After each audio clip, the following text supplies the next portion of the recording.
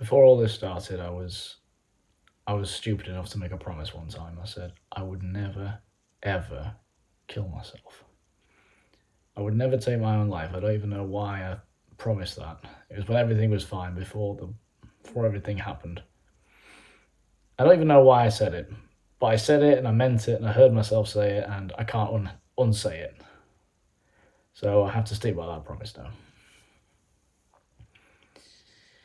And when the bombs dropped, it's not like you think you're the problem in the world. The world is covered in rubble, it's covered in ash, and it's got blood stains everywhere. And you just know you didn't cause that. It wasn't you who caused all this. You didn't destroy those people. You didn't destroy those places. You didn't cause all this. You were just a victim as much as anybody else. So it's not your fault. You're not the problem here. And I joined the British Army years before them, any of this started. Before the bombs dropped, before anything, I joined the British Army just because I always intended to fight in my own country.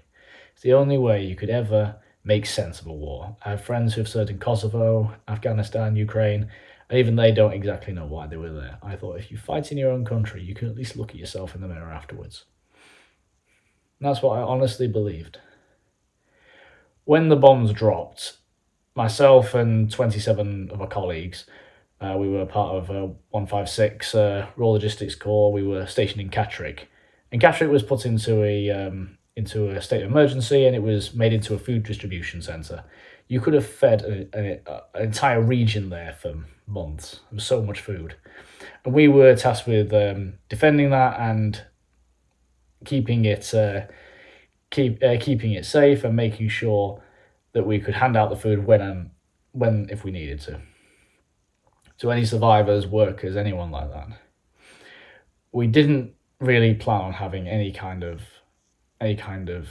instructions. The bosses, the higher ups, we never heard from them we never heard of them. Every single pocket of the British Army that survived was just an independent fighting unit stationed wherever it was stationed, and it just acted on its own accord. That's what we did. We had looters, we had robbers, we had people trying to take the food, we had mad, crazed people trying to do that, and we just had to defend it. We just had to give out the food when if we could. We just built a trench system, just put it around the whole place, and we just stayed there. And for weeks we just stayed there. It was just deathly silent. There was just nothing. All the buildings were in pieces. There were more bodies in the country than there were people. And nothing happened. Nothing happened. I honestly thought I was just gonna stay there with my mates and just we were gonna just look after it, give out food when we could. I don't know, I think it was the third month in or something. I was in the trench and I was doing something. I was carrying some supplies, some rations, I don't know. I was walking down the trench. Nothing happened. Nothing had happened so far. It was all quiet. And I looked over across the trench and on the grounds that we were protecting, and all I just saw were these people, these guys dressed in black, and they just stood up. They just stood up in the ground. We have no idea how they got there. We do not know how they got there. They couldn't have snuck up on us. They couldn't have done anything like that, but they managed it somehow. And they just all wearing black, carrying weapons, and they just opened up. We immediately fired back. I just remember in the centre of them, there were these 5 guys.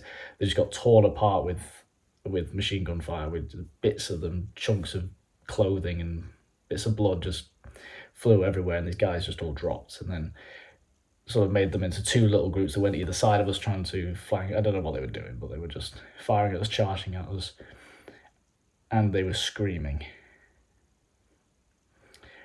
So we engaged these guys, and over a few minutes we just kept firing. These guys were so high out of their minds on fear and adrenaline and God knows what else.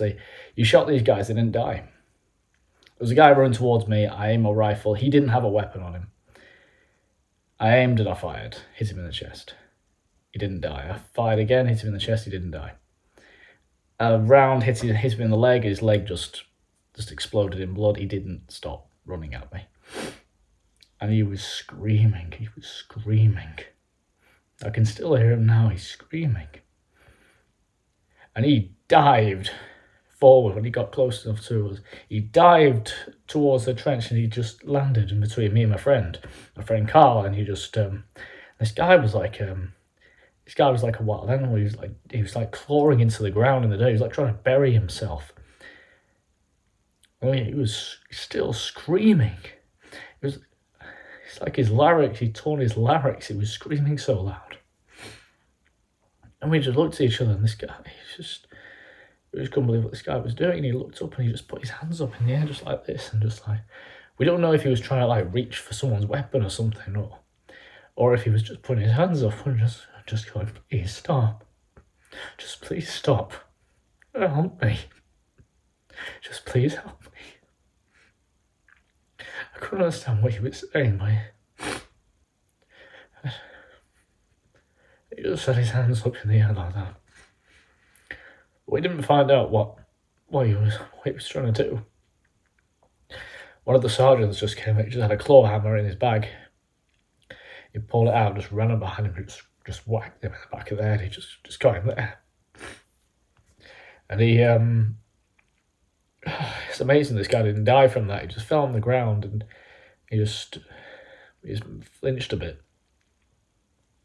Sergeant stood back over him, just hit him again. A bit of his brain just went flying, just hit me in my leg. I can still see the stain on it right now. And that was just a moment of silence. We were just like, what the fuck just happened? Like, we were just looking at each other. There was a few seconds of silence, and then another group came. We killed them. The group came after that, we killed them too. The group came after that, we killed them too. All just people that just wanted food. There was people.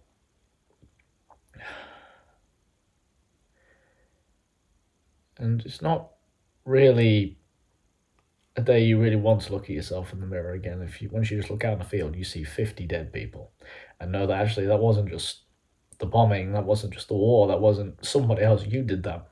That was you did it. You don't really want to look at yourself again.